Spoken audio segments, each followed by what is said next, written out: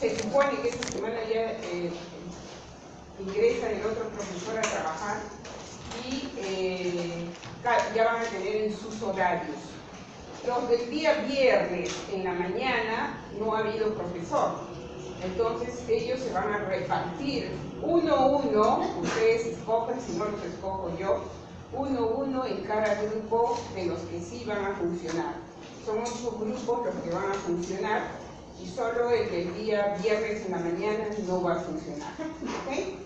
Entonces ustedes, salomónicamente, por compañerismo y qué sé yo, se dividen y van a decir yo voy a ir al grupo A, al grupo C, pero es uno, no pueden pasar ni 2, ni 3, ni nada, ¿ok?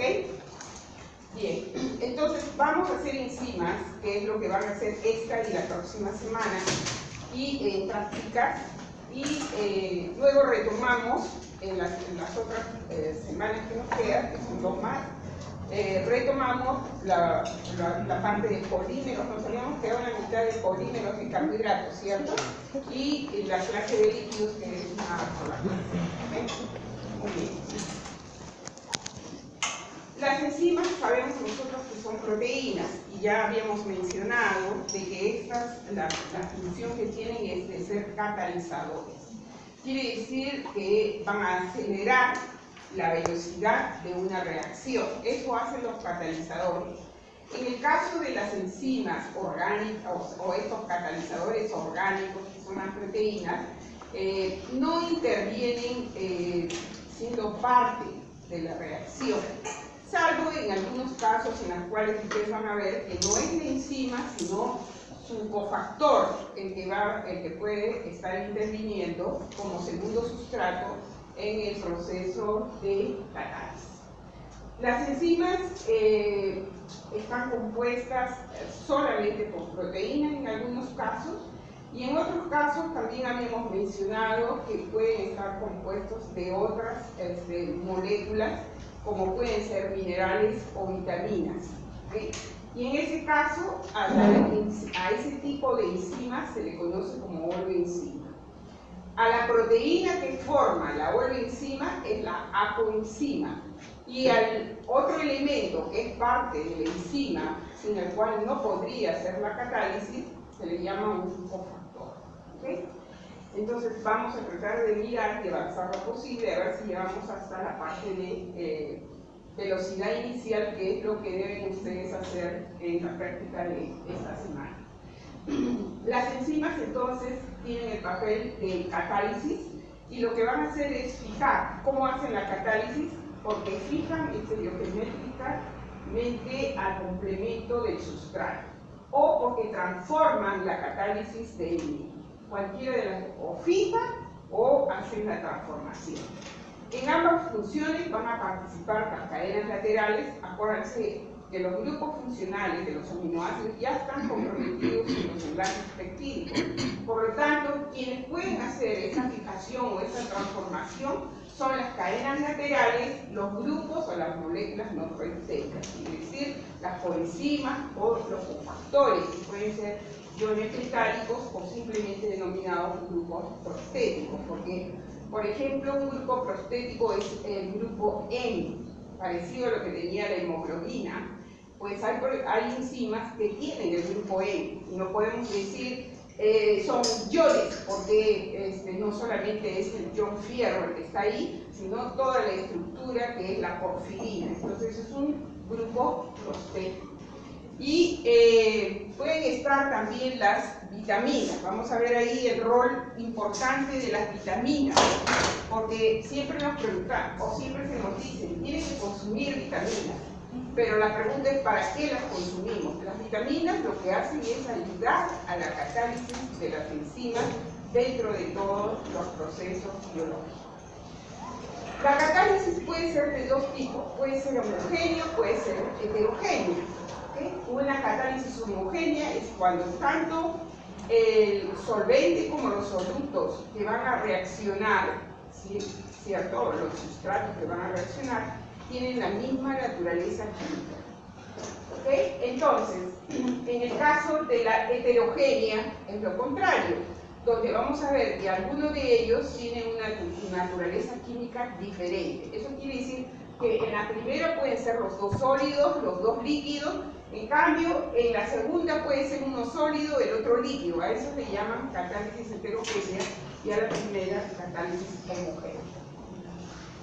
En el caso de la catálisis enzimática, se caracteriza, no es exactamente como la química, que tiene que tener definitivamente estos dos aspectos, sino en enzimas, la catálisis generalmente, no siempre, es una catálisis que presenta una parte homogénea y otra parte heterogénea. ¿Okay? En algún momento del proceso es homogénea y luego se vuelve heterogénea. ¿Cuál es la característica de estos catalizadores? La especificidad. Quiere decir que tienen preferencia las enzimas por un tipo de sustrato, y solo por un sustrato o un grupo de sustratos, y no van a catalizar ningún otro tipo de reacciones. ¿Okay? No es como en químicas, que si usamos el cobre puede catalizar reacciones, qué sé yo, de aldehídos, de cetonas, o sea, de diferentes grupos de reacciones químicas. El cobre puede catalizarlo, o el fierro lo puede catalizar. Aquí no, estas son altamente específicas. Además del carácter heterogéneo que se da en la reacción por ser una catálisis enzimática, estas dos propiedades, la catálisis heterogénea que llegan a tener y la especificidad, hizo suponer desde el tiempo que comenzaron a estudiar las enzimas que había un centro, un sitio o una parte de la enzima que debería ser exclusiva para este tipo de catálisis o para este tipo de reacción. Y a eso se le conoció como el centro activo. El centro activo de la molécula es donde se va a fijar específicamente la enzima del sustrato y donde se va a transformar catalíticamente. ¿Okay? Entonces, todas las proteínas que son enzimas tienen un centro activo o un sitio catalítico. Hay algunas que tienen un centro activo porque solamente fijan, y tienen un centro catalítico porque fijan, pero otra parte de la enzima es la que hace la catálisis. ¿Okay? Pero normalmente el centro activo es el centro catalítico. Ojo, que no es lo mismo. Uno es para fijar y el otro es para hacer catálisis. La diferencia está en que la mayoría de las enzimas, el sitio donde se fija, se hace la catálisis. Pero eso no es lo común, o sea, no digamos que es universal. No todas las enzimas trabajan así. Lo que pasa es que tú tienes una proteína que está en su estructura tridimensional. Le pones el sustrato y cambia, ¿sí? Por cogerlo, va a cambiar de posición. Y de repente las partes que estaban aquí alejadas, que no están en el centro de fijación o en el centro activo, lo que hacen es juntarse. Entonces, este es el centro que va a hacer la catálisis, pero esta parte fue la que fijó. ¿Se dan cuenta? Entonces, eso se da en algunas enzimas. Luego, nosotros debemos de, entonces, pensar que hay un sitio que es el sitio o el centro activo, y que el sustrato, como así se llaman a todas las moléculas que van a reaccionar con la enzima, va a formar lo que se llama el complejo enzima-sustrato. ¿Ok? Esto no es un producto, es un complejo intermedio en el proceso de reacción que hacen las enzimas. Se forma este complejo enzima-sustrato y luego vamos a ver que se dan recién los productos. Recién se pueden liberar los productos. Aquí lo vamos adelante a ver. Cuando hablamos de especificidad, la especificidad puede ser de dos tipos. Una especificidad absoluta o una especificidad de grupo. Y tenemos un ejemplo muy bonito para que ustedes lo van a ver luego en el segundo curso, cuando veamos vía metabólica y a la famosa glucólisis, que ustedes la conocen, pues tiene enzimas para catalizar la misma reacción, y una de las enzimas es específica para la glucólisis y la otra tiene especificidad de grupo. En la primera reacción, cuando la glucosa debe transformarse a piruvato en glucólisis, les dije que estas 10 reacciones se dan en la vía glicolítica. En la primera reacción pueden actuar dos tipos de enzimas. Pueden actuar la hexoquinasa, que es la que mayormente se la pone y se aprende de memoria, y la glucoquinasa. La glucoquinasa solamente está en el hígado de los mamíferos y tiene una alta especificidad porque ella solo cataliza esta reacción, al menos hasta ahora es necesario. No puede catalizar ninguna otra reacción. Quiere decir que puede mover el fósforo del ATP y se lo coloca a la glucosa en la posición 6, de tal manera que rompe indudablemente un enlace anhidro para generar la energía que se necesita para esta reacción, y el fósforo del ATP pasa a la glucosa formando este intermediario, el primer intermediario, que se llama glucosa 6-fosfato. ¿Ok? Todos los mamíferos tienen esta enzima y la enzima se llama glucoquinasa y es altamente específica y se le conoce como especificidad absoluta.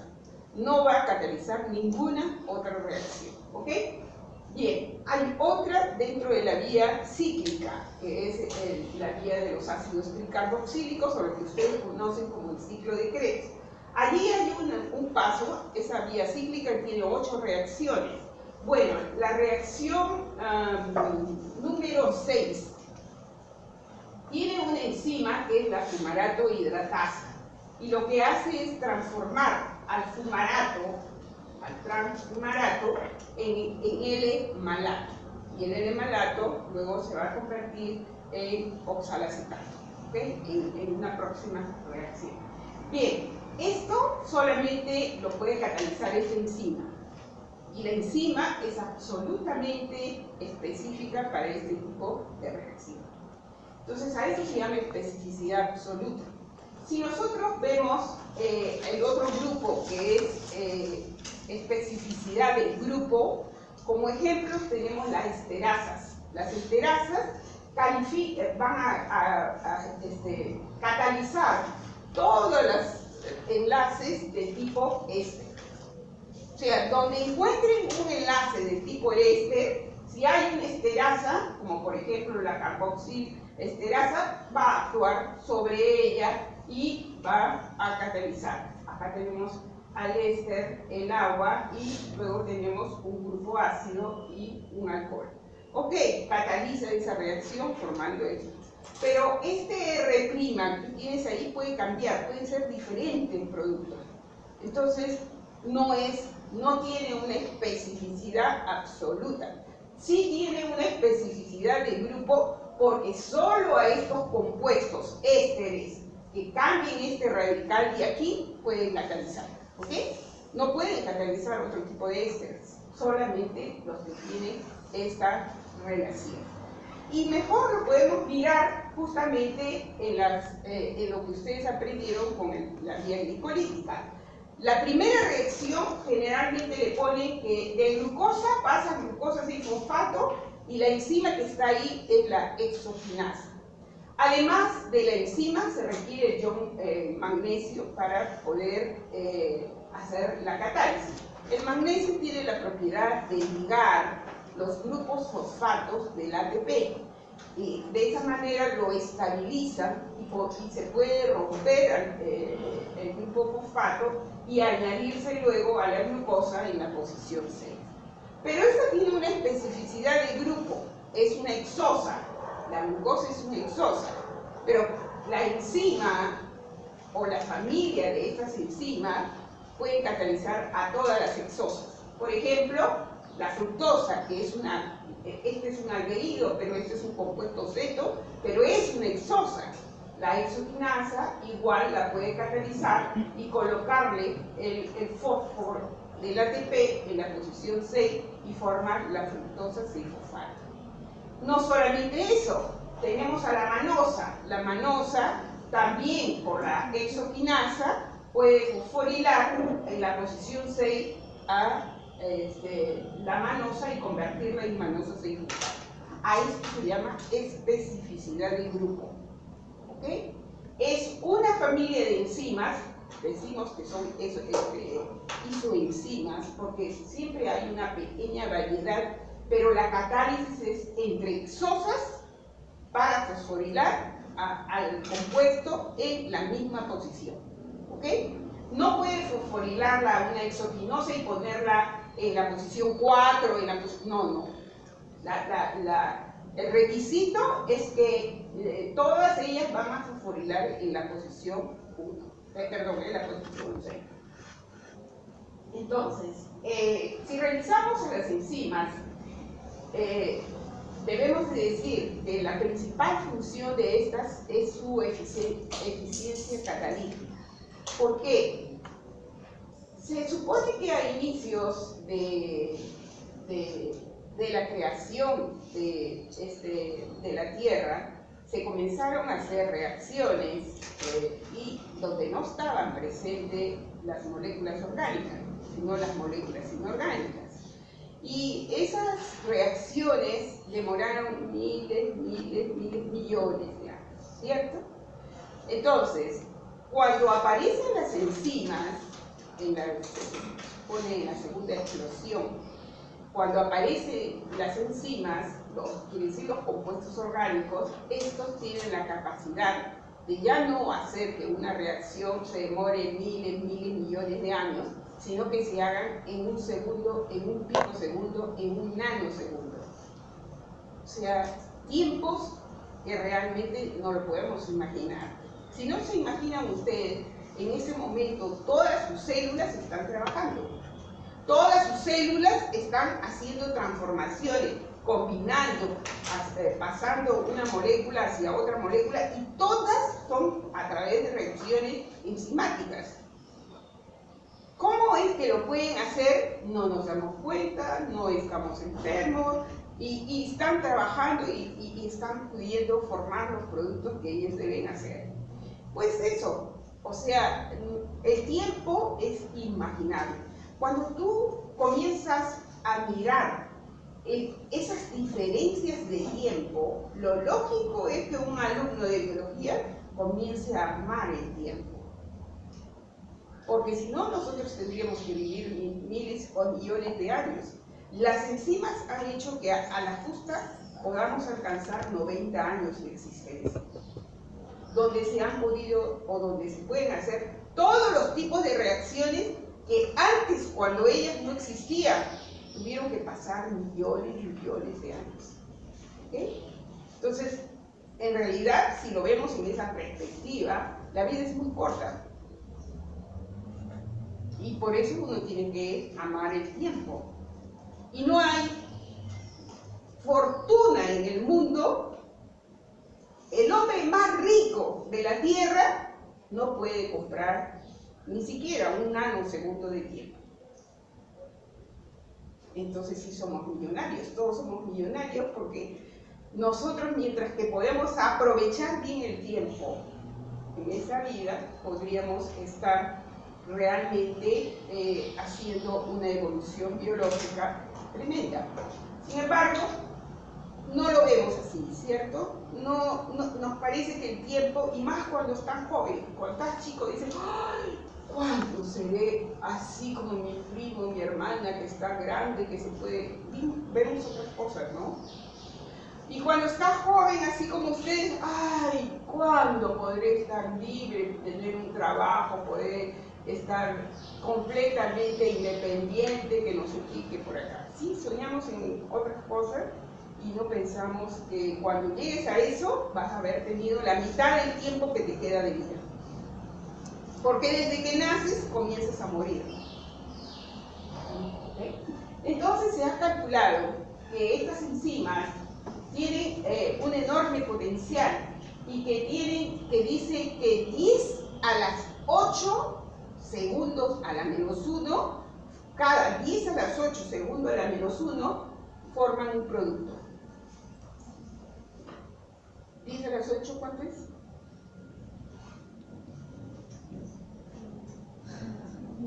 10 a la 6 es 1 millón, ¿no? 10 a las 7, 10. 10 a las 8, 100. 100 millones de productos se están formando en un segundo de su vida. Para que vean ustedes la velocidad, porque si no, no podríamos meter tantos millones de años en 90 años. Si es que vivimos hasta los 90 años, no podría ser. Bien, entonces, se dice que son pocas las enzimas que llegan a tener esta tremenda velocidad y generalmente son en el primer año de vida. Y se dice que las enzimas allí están plenamente evolucionadas, puesto que hasta ahora conocemos que esas enzimas son las que pueden producir en un segundo 10 a las 8. Hay otras enzimas que van a producir 10 a la 2, 10 a la 4, 10 a la 3, ¿ok? O sea, tienen también sus niveles. Existen tres teorías para explicar cómo es la catálisis de las enzimas con el sustrato. La primera fue postulada en 1950, en la década del 50, por Emily Fisher, químico que ustedes lo conocen, ¿sí? Porque la han tenido que ver la teoría de Fisher en química. Bien, ese mismo Fisher postula cómo es que sería el trabajo de estas moléculas orgánicas al momento de hacer la catálisis. Y él en ese momento dice, bueno, la única manera de que se haga catálisis es que las enzimas tengan un lugar ya preformado para cada sustrato. Entonces, él concibe que las enzimas, miren, acá tiene su sitio para la glucosa, el producto que va a salir, y aquí tiene su sitio para el ADP o el ATP que debe de liberarse. Entonces, ya está preformada el lugar.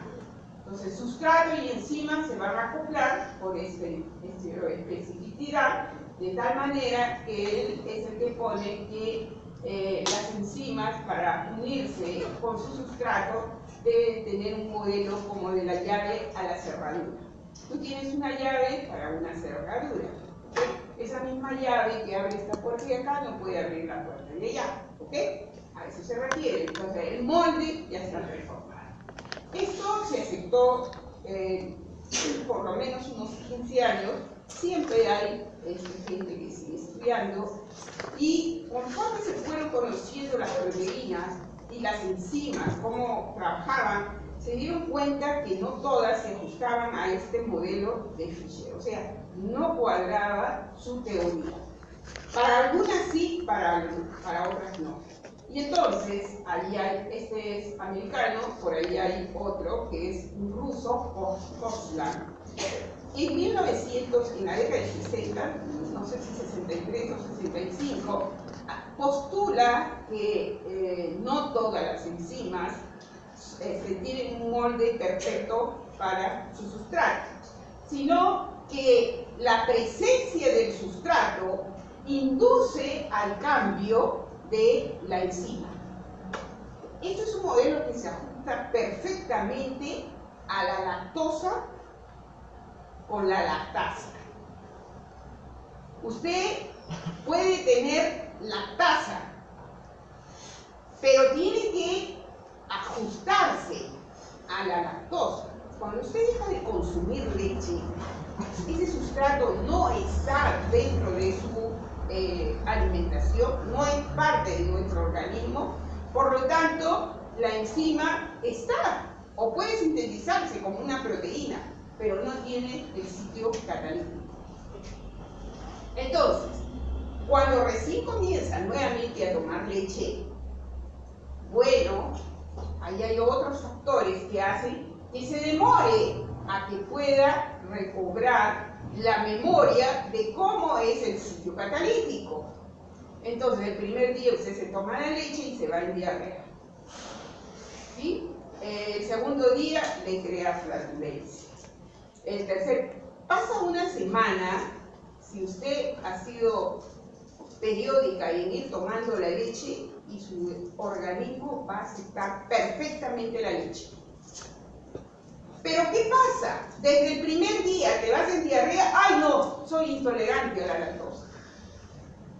Por eso es que tenemos aquí mucha gente, muchos médicos, muchos de salud se han aprovechado y hacen que los niños no estén bien nutridos porque inmediatamente le dicen que son intolerantes a la lactosa.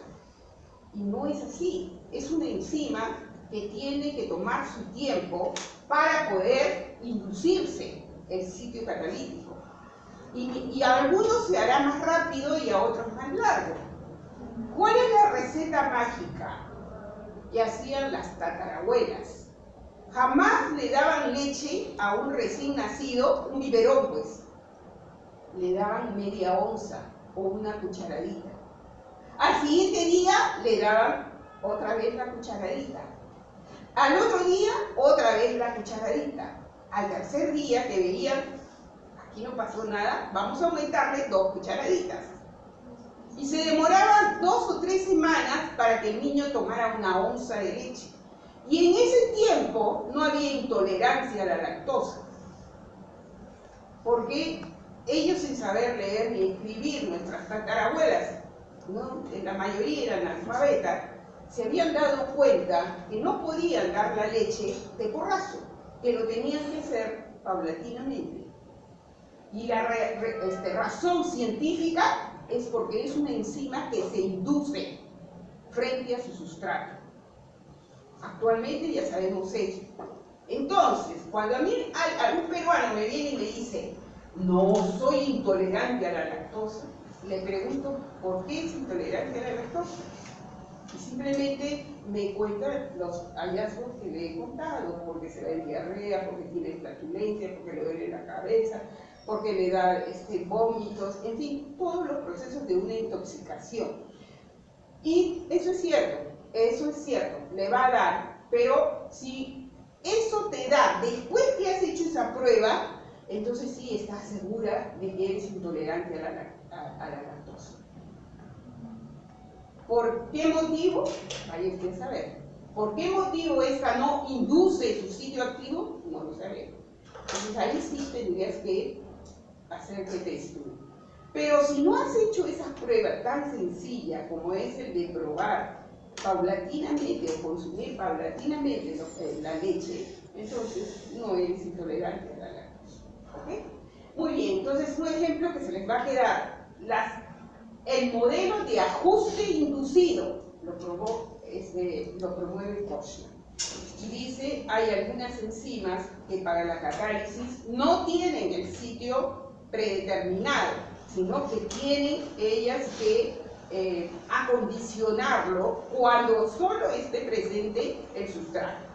Mientras tanto, no, va a estar como cualquier otra proteína y no va a hacer catálisis de nada. ¿Ok? Muy bien. Hay otro tercer, esto ya se da por la década del 70, donde los estudios sobre proteínas seguían y se dice que no se ajustaban ni al modelo de Fischer ni al modelo de Kochler, que había algo más que estaba interviniendo dentro de estas reacciones catalíticas.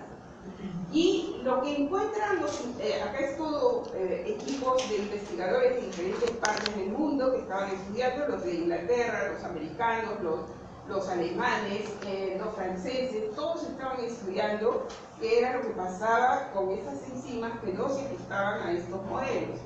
Y lo que encuentran es que cuando un sustrato lo presentas como tal, induce a que la enzima comience a cambiar. Pero ese comienzo de cambio hace que el sustrato también cambie.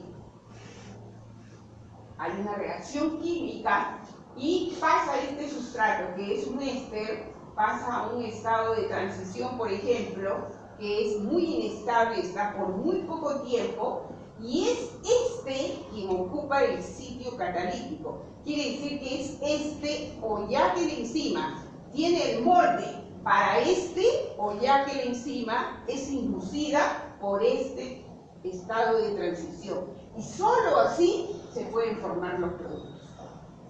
¿Okay? Entonces, hay estas 3 teorías que se hablan de cómo es la unión de un sustrato a la enzima. Y las tres están presentes. O sea, hay enzimas que son propiamente, se ajustan al modelo de Fischer.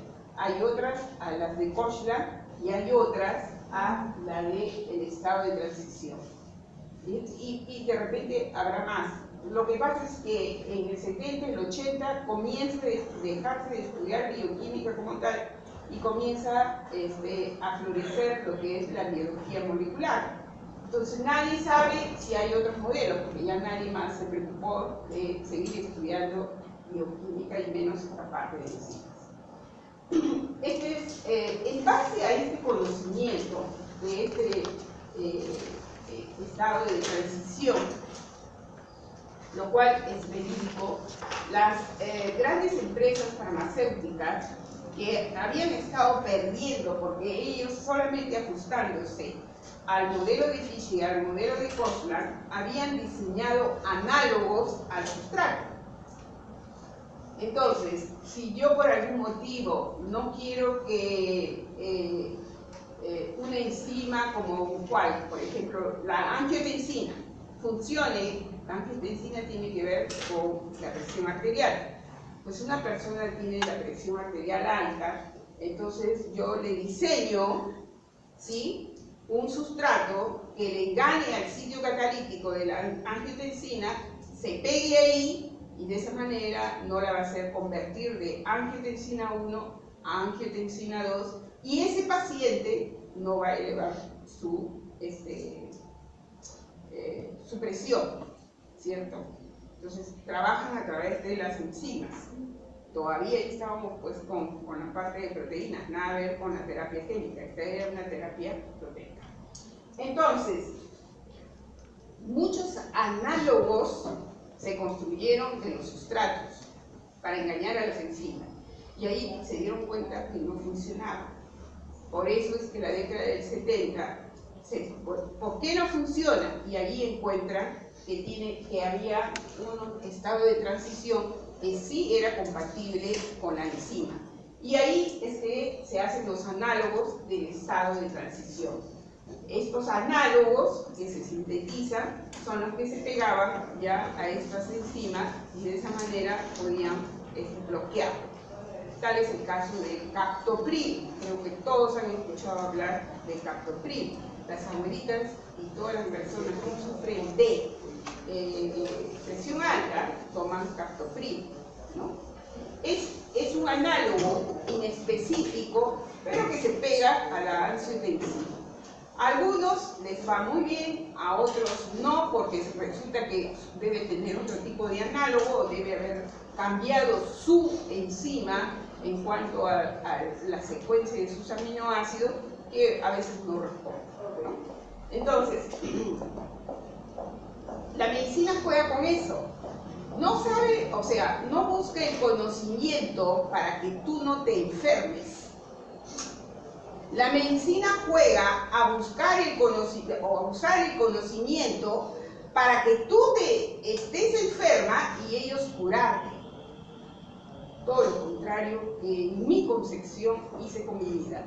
Jamás quise ser médico, porque yo pensaba que a través de la alimentación podíamos tener seres saludables y por lo tanto tendríamos que necesitar médicos para una cirugía, para una traumatología, pero no para otro tipo, o para una enfermedad genética propiamente dicha, pero no para las miles de enfermedades de las que ahora el hombre es dependiente.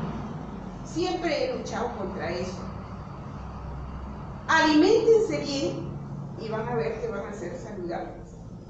No necesitan de tantas de estas cosas. En cambio, no existirían las químico-farmacéuticas del mundo que ustedes le ayudan a ser millonarias porque tienen un dolor de cabeza. Buscas un arsenal de pastillas para tomar. ¿Quién se beneficia? Esas transnacionales. Tienes una pequeña infección, no sabes lo que es, te bombardeas con antibióticos, ¿sí? Entonces, a eso nos han acostumbrado y eso es lo que ustedes deben de ir corrigiendo, porque cada vez están haciendo más resistentes a todo ese tipo de antibióticos que están en el mercado, porque tu organismo indudablemente se acostumbra. ¿Qué encontramos en una reacción enzimática? Un sustrato. El sustrato viene a ser la molécula sobre la cual va a actuar la enzima. ¿Sí? Todas las enzimas tienen sustrato y ya hemos visto que esos sustratos pueden ser absolutos o pueden ser ser específicos de grupo. ¿Sí? Pero todas las enzimas tienen un sustrato. ¿A qué denominamos actividad enzimática? Cuando te hablan o cuando lees un paper y te están hablando de actividad enzimática, te están hablando de la velocidad en que se da la reacción. Y por física, ustedes saben que la velocidad está ligada al tiempo. Entonces, habrán enzimas que tengan una actividad enzimática muy alta y otras muy bajas. Eso quiere decir que actuarán rápidamente en una unidad de tiempo o serán muy lentas a la hora de actuar. La velocidad es la variación que se puede obtener cuando tú mueves las concentraciones del sustrato, por ejemplo, en una unidad de tiempo. Y las unidades están, para medir la actividad enzimática, están expresadas en Catal, que es mole por segundo a la -1, o en unidades internacionales, que es mole por minuto a una temperatura de 25 grados centígrados. Entonces, ustedes deben de trabajar con la enzima, con su sustrato, y al final deberían ver cómo es la actividad de la enzima, y para eso deben de expresarlas en estas unidades. ¿Okay? La velocidad es directamente proporcional a la concentración de la enzima. Si yo aumento más enzima, pues voy a tener que la velocidad va a ser mayor. Si disminuye la enzima, la velocidad va a ser menor. Por lo tanto, dice, la velocidad es una medida de la concentración de la enzima. Pero ojo, solo de la enzima, no del sustrato. ¿Okay? Solo de la enzima. ¿Okay? A veces tú tienes una enzima cuando haces una extracción, por ejemplo, de las hojas de una planta y quieres mirar ahí cómo está funcionando su enzima. Por ejemplo, la rubisco. Quieres saber si la rubisco está muy activa en esas hojas que están muy cerca a la parte superior, o las que están en el medio, o las que están más pegadas, las hojas que están más pegadas al suelo. Yo visualmente puedo ver que hay diferencias de color. Y si hay diferencias de color, entonces lo único que me puede decir es de que en esa planta la clorofila, que es un pigmento, puede estar en diferentes proporciones. Pero de las enzimas yo no puedo saber, tengo que hacer una reacción en el laboratorio. ¿Okay? Entonces puedo agarrar un sustrato y mirar la actividad de la rubisco. ¿Qué me ocurre? Entonces ustedes ahí pueden mirar que no vas a poder cuantificar cuánto de rubisco hay, salvo que la puedas purificar, y ahí con un margen de error. Pero sí puedes saber qué actividad tiene esa enzima en las enzimas que están en el ápice, que están en el medio o que están en la parte basal de la planta. Sí podría saber. Y la actividad me está diciendo en qué velocidad, que es lo que más importa, en qué velocidad está usando la rubisco su sustrato y formando productos. ¿Okay? Entonces, para eso me sirve el conocimiento de estas, digamos, palabras que se le han puesto a cada una de las reacciones o parte de las reacciones enzimáticas. También ustedes van a chocarse con estas otras dos palabras, activador e inhibidor. Activador es aquel que, además de la enzima, es una molécula que aumenta lo que es la actividad enzimática. Quiere decir que hace que esa actividad enzimática, cuando la enzima está sola, sea mucho más rápida. Y solamente la medimos en el tiempo, ¿cierto? Si sin el activador puedo formar productos en un segundo, de repente con el activador puedo formar productos en un milisegundo. Entonces tú estás diciendo, pues está ayudando a la enzima este activador. Todas las moléculas en todas las células tienen sus propios activadores, eso es normal. A veces el activador es la falta de energía en una célula.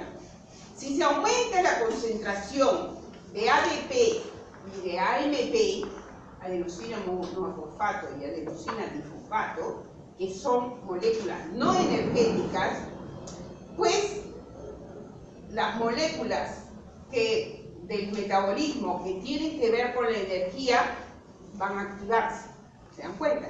Entonces, estas van a ser activadores.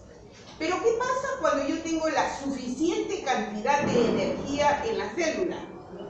Pues va a haber otras moléculas, en este caso sería la concentración del ATP, que me va a inhibir el proceso. Y eso es normal.